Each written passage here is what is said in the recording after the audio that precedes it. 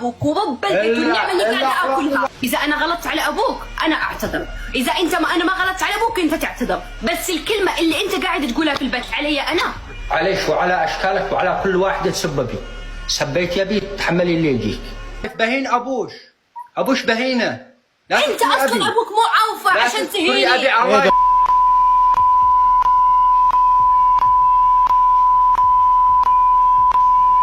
اسمع كذا بحياتي ما قلت كلمه عيب من فمي يا حسام. لا اسمعني يا حسام، اقسم لك بايات الرحمن. اسمعني اقسم بايات الرحمن لربي، واذا ما ربيته وين ما تشوفوا المغربيه خوله تفوا في وجهها.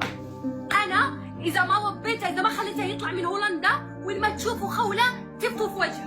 وهذا انا اقسم بايات الله وسجلوا البث، اذا هو في هولندا اذا ما خليته يطلع منها تفوا في وجهي.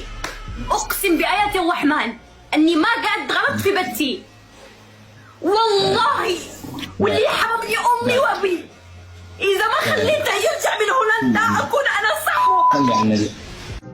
عيب الارض غالي والله، واعراض الناس ما ينباعها. يشهد الله اعراض الناس ما ينباعها والله العظيم.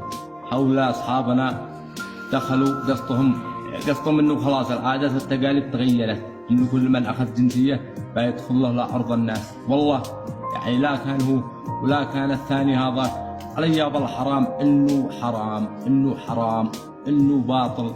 قلدني الله باطل يشهد الله. ولا هولا يا اخي، اعوذ بالله من الشيطان الرجيم. والله يا اخي يدخل لك في اعراض الناس، يدخلوا لك والله للامانه.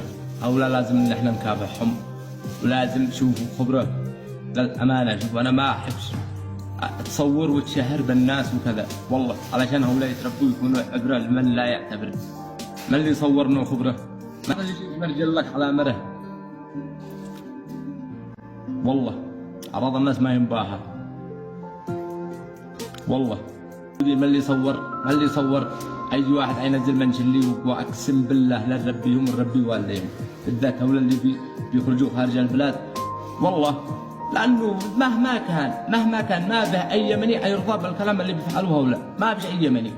يعني مش هو مقطوع من شجره، قصد انه خلاص انه في الجنوب مثلا، من الجنوب انه حيسب ما حد يقدر يسب له في الجنوب من المشاكل. لا والله بالعكس، في الجنوب كم من رجال وكم من عصبة راس وكم من رزاق ظهر وما يرضى خيره وشره له بديل. والشمال نفس الكلام، لابد ما يطلع معاه اخوه هنا، لابد ما يطلع معاه عيال عم، لابد ما يطلع معاه اي حاجه والله. اما الطرطره هذا، اما حسبي الله ونعم الوكيل. انا صورت رب البيت انه لازم تقع لهم حمله، لازم حمله له.